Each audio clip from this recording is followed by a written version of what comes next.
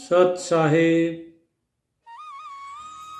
तो अभी तक हमने जाना कि साहेब ने अपनी वाणी में बताया कि जो नारी है, जो कामनी है और जो कामी नर है, उस कामी नर की क्या गति होगी और कामनी कैसे उसका गुरु है और कैसे ये कामनी, ये अप्सराएं, ये माया, ये वासना रूपी माया कैसे आती है सुखदेव जी के पास, वो उसको कैसे दुत्कारते हैं। आगे साहेब बता रहे हैं कि जो नारी है, नारी क्या है? नारी उस माया का रूप है, लेकिन ये नारी कैसी है? क्या ये नारी अच्छी है या ये नारी बुरी है? इस नारी को त्याग देना चाहिए कि इस नारी को साथ रखें? क्या ये नारी हमारा कोई भला करेगी कि नहीं करेगी? अब इस चीज के बारे में साहिब बताते हैं। क्या बताते हैं? नारी नाही नाहरी। नाहरी होता है बाघन, बाघ अर्थात शेरनी, नाहर बोलते हैं शेर को। नारी नाही नाहरी, बाघन बुरी बलाए, नाग ने सब जग डस लिया, सतगुरु करे सहाय। कि भाई ये जो नारी है, ये नारी नहीं, ये शेरनी है और ये बाघन है और ये एक बुरी बला है। इससे बच के रहो, क्योंकि इसको देखिए क्या क्या नाम दिया, नाहरी, बाघन, नागनी, अर्थात ये नागन है, इसने सबको डस लिया। इससे केवल सतगुरु ही केवल सहायता कर सकते हैं, वही केवल बचा सकते हैं। अब आप बोलोगे, बोले जी आप तो कहते हैं परिवार में रहो, अब यहां पे कुछ और बता रहे हो। कोई बात नहीं, सारी चीजें अपनी अपनी जगह है, आप देखते जाइए धीरे धीरे। मैं इसीलिए कह रहा हूं सारी दुविधाएं दूर हो जाएंगी, पूरी बात जब समझेंगे स्पष्ट रूप से कैसे रहनी करनी है, सहनी जो साधक की होती है, तब आप समझेंगे।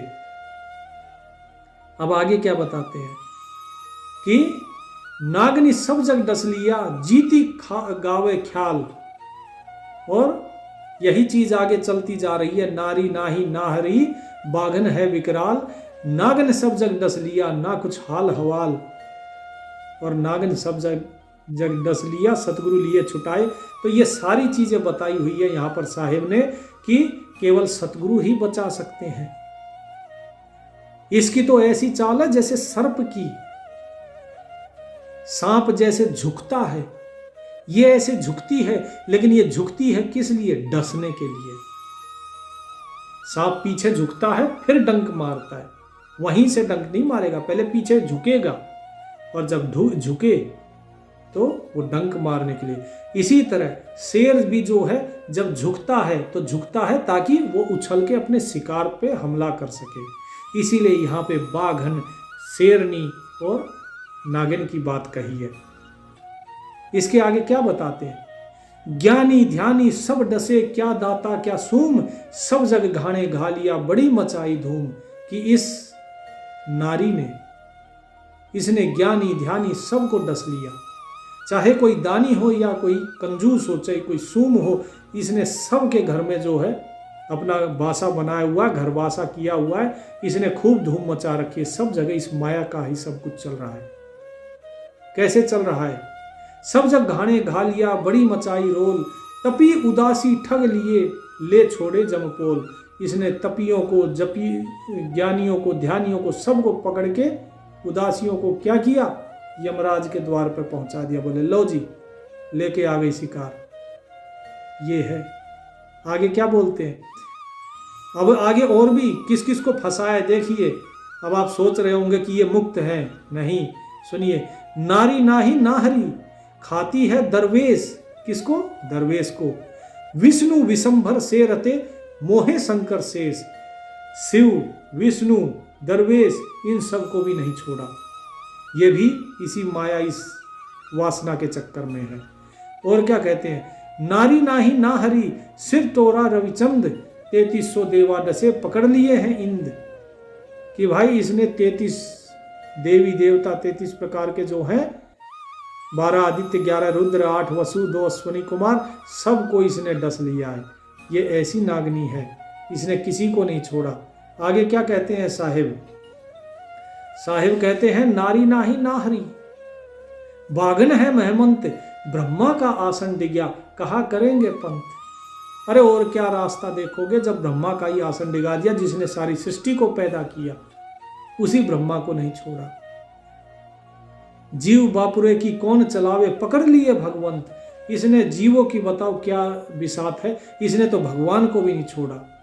जिसे हम भगवान कहते हैं, राम हुए, कृष्ण हुए, या और भी जितने, ये नारी हरेक के साथ रही है, चाहे ब्रह्मा हो, विष्णु हो, महेश हो, सबके साथ ये नारी है। माया नारी के रूप में हरेक के साथ है। फिर क्या कहती है, नारी नाही नाहरी, बाघन की ये सिंघार, अनाथ जीव की कौन चलावे, पकड़ लिए अवतार।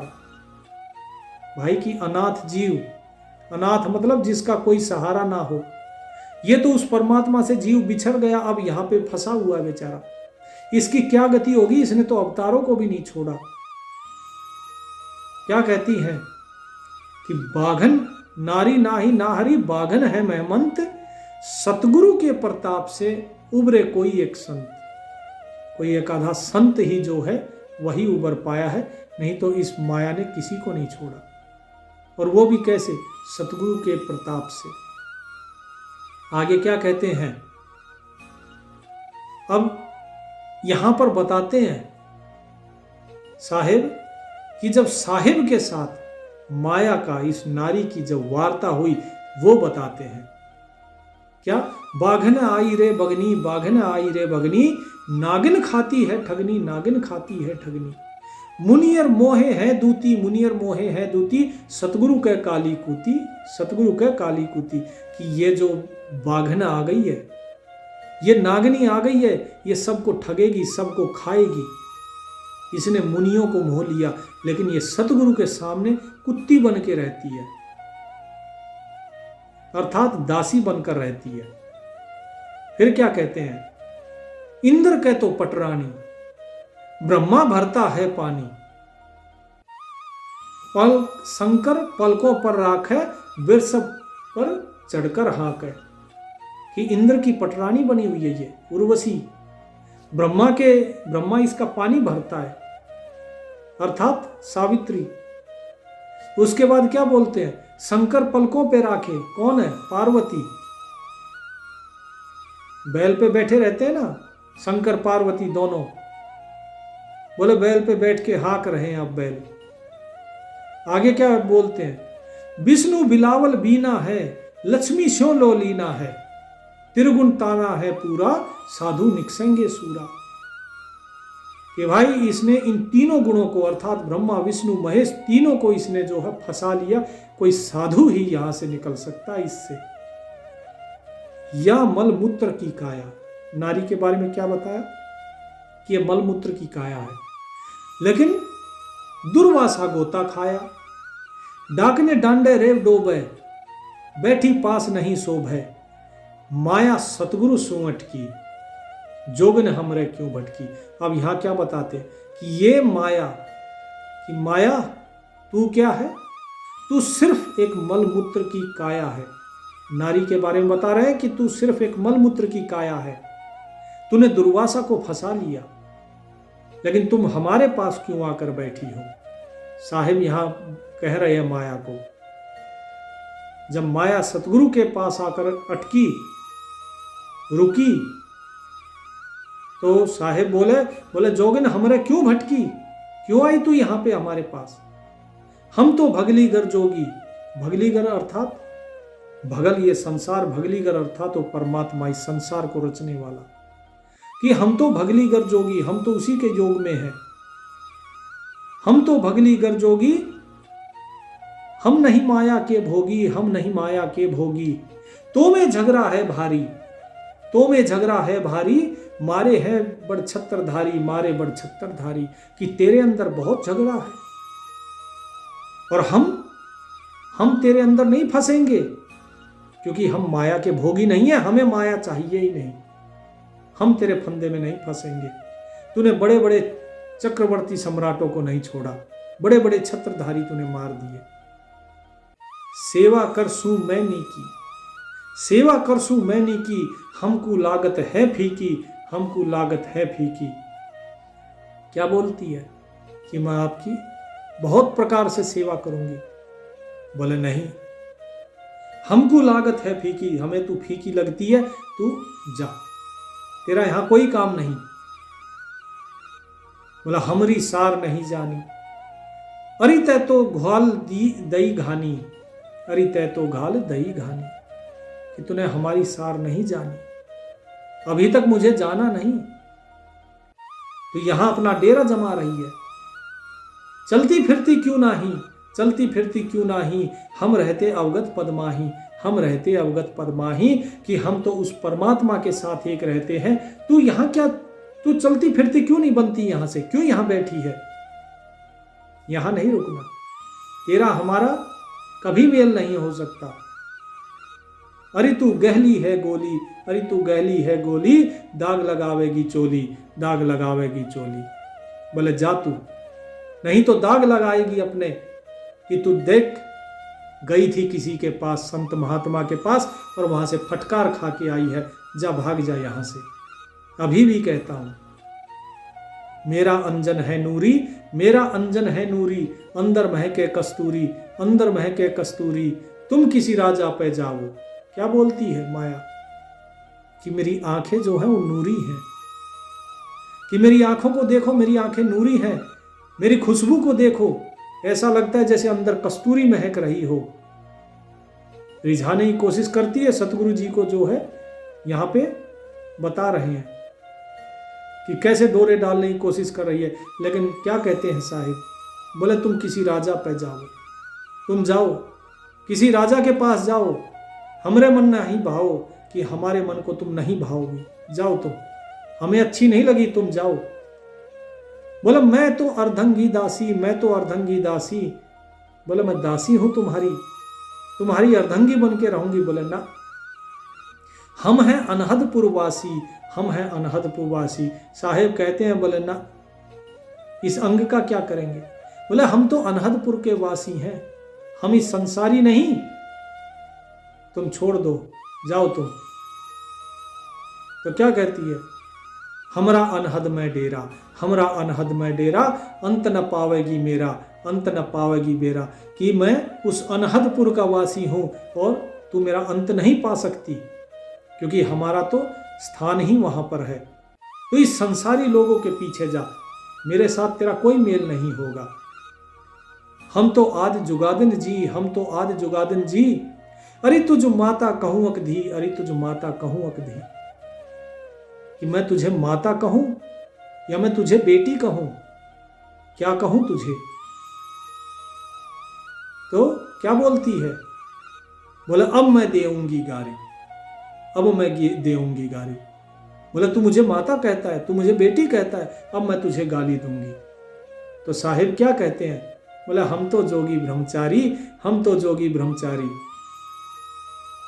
तो क्या बोलती है, आसन बांधूंगी जिंदा, आसन बांधूंगी जिंदा, गल में डारूंगी फंदा, गल में डारूंगी फंदा। यहां पे क्या बता रही है, जिंदा। जिंदा किसको बता रही है, सतगुरु जी को, क्योंकि जिंदा जोगी बार बार शब्द आता है। सतगुरु क्या है, जिंदा। ये उनकी बात नहीं हो रही शरीरों की, ये शरीर की बात नहीं है। क्या बोलती है कि अपने आसन से बांधूंगी तुझे जिंदा। कबीर साहब को क्या बोलती है कि मैं तुझे अपने आसन से बांधूंगी और तेरे गले में अपना फंदा डालूंगी। तो क्या बोलते हैं, बोला आसन मुक्तारी माई, आसन मुक्तारी माई, तीन लोक ना अंगहाई, तीन लोक ना अंगहाई। कि जो है, बोला ठीक है, मैं तो मुक्त हूं और तो तीनों लोकों में नहीं समा सकती। मैं जानता हूं ये तू माया है, तू हर जगह फंसी हुई है, सबको तूने फंसाया हुआ है। लेकिन हमरे द्वारे क्यों रोवो, हमरे द्वारे क्यों रोवो, किसी राजा राणे को जोवो, किसी राजा राणे को जोवो। बोले मैं तुम्हारे फंदे में नहीं फंसने वाला, तुम जाओ किसी राजा को पकड़ो, मुझे किस लिए पकड़ती हो, मैं तुम्हारे फंदे में नहीं फंसूंगा। हमरे भांग नहीं भूनी, हमरे भांग नहीं भूनी, माया शीस कूट रूनी, माया शीस कूट रूनी। माया ने बहुत कोशिश की, लेकिन सतगुरु जी ने उसको दुत्कार दिया। बोले हमने भांग नहीं पी रखी है कि हम तुझे अपनाएंगे। बोले जाओ किसी राजा महाराजा जिसको माया चाहिए तुम उसके पास जाओ, हमारे पास नहीं। तब माया शीस कूट कर रोने लगी। माया शीस कूट रूनी, माया शीस कूट रूनी। बोला तू तो जोगन है खंडी, तू तो जोगन है खंडी, मोहरा फेर चली लंडी, मोहरा फेर चली लंडी। हेला दीना रे बाई, हेला दीना रे भाई, हंसा परसत ही खाई, हंसा परसत ही खाई। सतगुरु क्या कहते हैं कि भाई मैं हेला दे रहा हूँ, पुकार दे रहा हूँ, पुकार कर रहा हूँ तुम्हें, आवाज दे रहा हूँ कि सुनो मेरी बात। इस माया को जिसने परखा है, जो भी इस माया को परखता है वही फंस जाता है, ये उसी को खा जाती है। हंसा परखत ही खाई। तो ये चीजें यहां पे साहिब बताते हैं कि नारी लंगर कामनी, बोले मधुरे हेत, फेट परे छाड़े नहीं, क्या मगहर क्या खेत, क्या मगहर कुरुक्षेत्र। ये माया किसी को नहीं छोड़ती है। ये मीठा बोल बोलेगी, चाहे फिर मगहर में हो या कोई कुरुक्षेत्र में हो, ये किसी को नहीं छोड़ती। अर्थात चाहे युद्ध में हो, चाहे कोई स्वयं अपना प्राण त्याग रहा हो, चाहे कोई लड़ाई जंग में किसी के प्राण जा रहे हो, ये तो किसी को भी नहीं छोड़ती है। युद्ध भूमि में भी कौन था कुरुक्षेत्र में? द्रौपदी। वहां भी उसने देखो कैसे महाभारत करवाई। क्या बोलते हैं? नारी लंगर कामनी, बोले मधुरे बैन, फेंट परे छाड़े नहीं। जैसे ही ये मिलती है ये छोड़ती नहीं, काढ़े घूंघट झोल, और घूंघट निकालती है। झोल और घूंघट एक ही बात है कि घूंघट में रहती है और आदमी आतुर रहता है कि ये घूंघट उठे और मैं देखूं। ठीक है, इसीलिए वो घूंघट रखती है ताकि आदमी के अंदर आसक्ति बनी रहे कि इसके अंदर क्या है। कोई चीज ढकी होती है तो आदमी को ये रहता है पता नहीं इसमें क्या होगा। बोलते हैं ना, बंद मुट्ठी लाख की और खुल गई तो खाक की। इसीलिए साहिब जो है यहाँ पर समझा रहे हैं कि भाई ये जो माया है नारी के रूप में है, इसको बड़ा मुश्किल है इससे बचना। बोले नारी लंगर कामनी, जामे अनगिन खोट, फांसी डारे बाह कर, करे लाख में चोट। बहुत तरीके से यहाँ पर साहिब ने समझाया है। क्या उल्टी मांग भराए कर, मज्जन कर है गात, मीठी बोले मगन होए, लावे बहुविधि घात। क्या करती है कि भाई ये जो है उल्टी मांग, मतलब मांग ऐसे होती है ना, ऐसे मांग भरेगी उल्टी, और क्या करेगी? अपने शरीर को मज्जन अर्थात मांजेगी, साफ करती है, खुशबूदार इत्र वगैरह लगाती है। मीठी बोले मगन होए, और फिर मीठा बोलेगी और आदमी बहक जाता है। अब ये अपनी हो या दूसरे की, ये दोनों बुरी बलाएं हैं। चाहे दूसरे की हो या अपनी, दोनों के ही बारे में यहाँ पे अब आगे साहिब क्या कहते हैं कि अपनी नारी या दूसरे की नारी क्या है, सही कौन सी है और गलत कौन सी है। अब साहिब यहाँ पूछते हैं। ठीक है, जब सेवक पूछता है तो साहिब क्या बताते हैं? सतगुरु हेला देते हैं, सुनियो संत सुजान, नारी पास न बैठिए, नारी आई खान। कि नारी खाने को आती है कैसे? नैनो काजर बाहे कर, खाए लिए है हंस, हाथों मेहंदी लाए कर, डोब दिए कुलवंश। हाथ में मेहंदी लगाती है, नैनों में काजल लगाती है, उल्टी मांग भर लेती है, श्रृंगार करती है, और खा कैसे गई? पूत पूत कर खा गई, भाई बीरा होए, खसम खसम कर पी गई, नारी विष की लोए। कि नारी जो है वो विष की लोए, मतलब पोटली, ये विष की गांठ है, और ये खसम को पी गई, और भाई बीरा कह कह के उनको खा गई, पूत को खा गई अर्थात बेटे को। तो यहां पे ये सब चीजें क्यों बताई गई हैं कि भाई खा गई, कैसे खा गई? कभी किसी ने देखा है नारी को अपने बेटे को खाते हुए, पति को खाते हुए? नहीं ना। खा गई का अर्थ यहाँ पर यह है कि जो व्यक्ति भजन बंदगी के मार्ग पे चलता है उसे परमात्मा के मार्ग पे ना चला के उसे इस संसार में फंसाती है, अपने पति का साथ ना देके उसे वापस खींचती है। और इस तरीके से क्या होता है, पति मुक्ति के मार्ग पे ना जाके वापस नरक के द्वार पे आ जाता है, यमराज के चक्र में फंस जाता है और फिर मारा जाता है। और इसी को बोलता है खाना। अर्थात नारी इस तरीके से काल का समर्थन करती है। तो ये है यहाँ पे खाने का अर्थ। क्या बेटी क्या बहन है, क्या माता क्या जोए, माया काली नागनी खाते होए सो होए। कि बहन हो, बेटी हो, माता हो या स्त्री हो, कोई भी हो, ये काली नागिन के समान है। ये माया स्त्री के रूप में, जिस स्त्री के अंदर ये माया घुस गई वो खा लेती है। फिर वो ऐसे ही काम करेगी, वो अपने बेटे को सही मुक्ति के मार्ग पे। अच्छा बताइए कितनी स्त्रियां होंगी जो ये कहेंगी कि ठीक है बेटा तू सन्यासी हो जा? नहीं कहेंगी ना। पति को कितनी कहेंगी कि ठीक है जी आप बाबा बन जाओ? कोई नहीं ना। तो उन्हीं के बारे में यहाँ पे ये बात हो रही है कि कैसे माया उनके अंदर रहती है और कैसे ये माया स्त्री के रूप में रहती है। आगे क्या बोलते हैं, बचा कौन इससे? बोले कुंडली में से निकले। क्या बोलते हैं, माया काली नागनी अपने जाए खात। जैसे अपने अंडे को खा जाती है नागिन, इसी प्रकार ये यहां पर क्या बताया है कि ये माया जो है काली नागिन है। ये जो है ये खा जाती है अपने ही बच्चों को। ठीक है, कुंडली में छोड़े नहीं। ये जिसको इसने कुंडली मार के लपेट लिया ये छोड़ती नहीं है। खाते होए सो होए, फिर ये उसको खाते हुए उठती है, बस खा लेती है उसको। और इसकी कुंडली से बचा कौन? कुंडली में से निकले गोरख दत्त कबीर, सुख दे ध्रुव प्रहलाद से रैदा सारण धीर। कुंडली में से निकले सुल्तानी बाजीद, गोपी चंद्र भरथरी डाक लगाई फरीद। जनक विदेही उबरे नागन बंधी डाढ़, नानक दादू उबरे ले सतगुरु की आड़। कि ये बचे हैं गोरख, दत्तात्रेय, कबीर साहिब, ध्रुव, प्रहलाद, सुखदेव, रैदास, जनक विदेह और नानक दादू जी सतगुरु की आड़ लेकर ये बचे हैं। बिना सतगुरु के बहुत मुश्किल है।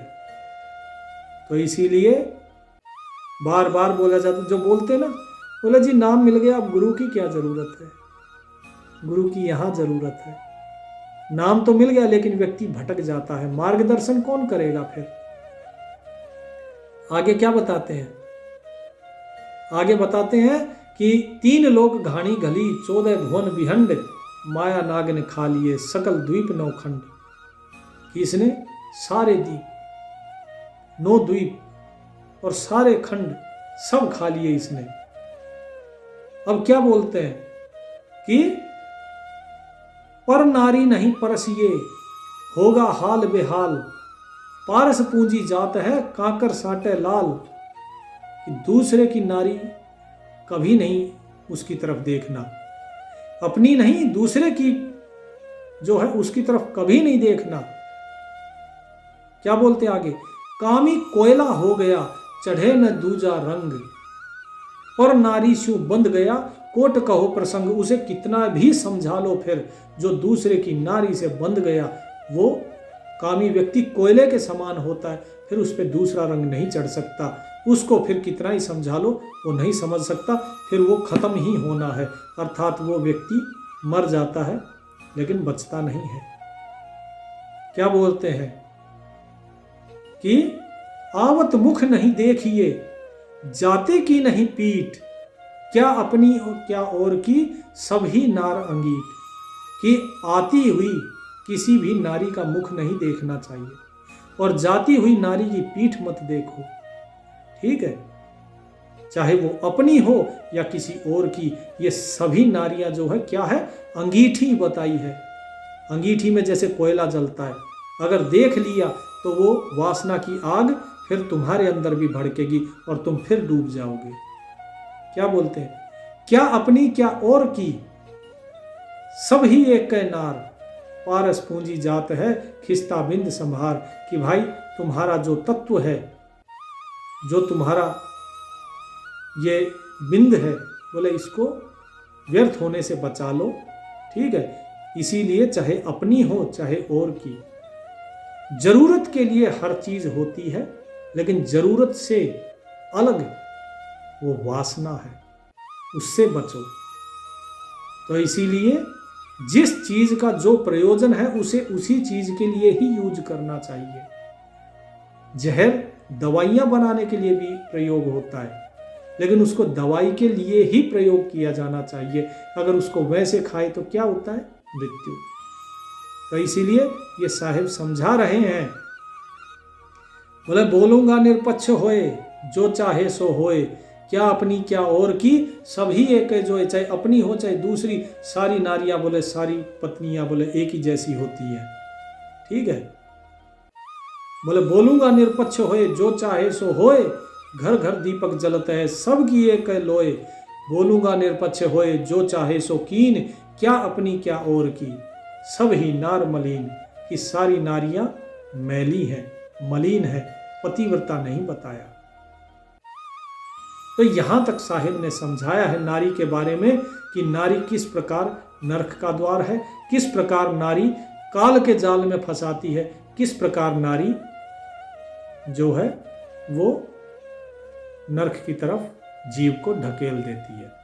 इसके आगे साहिब अब भेद बताते हैं। क्या बताते हैं कि भाई इसके आगे भी है। ये तो सिर्फ यही बताया है कि नारी के अंदर क्या अवगुण है। मैंने क्या बोला था कि नारी नरक का द्वार है या स्वर्ग का भी द्वार है।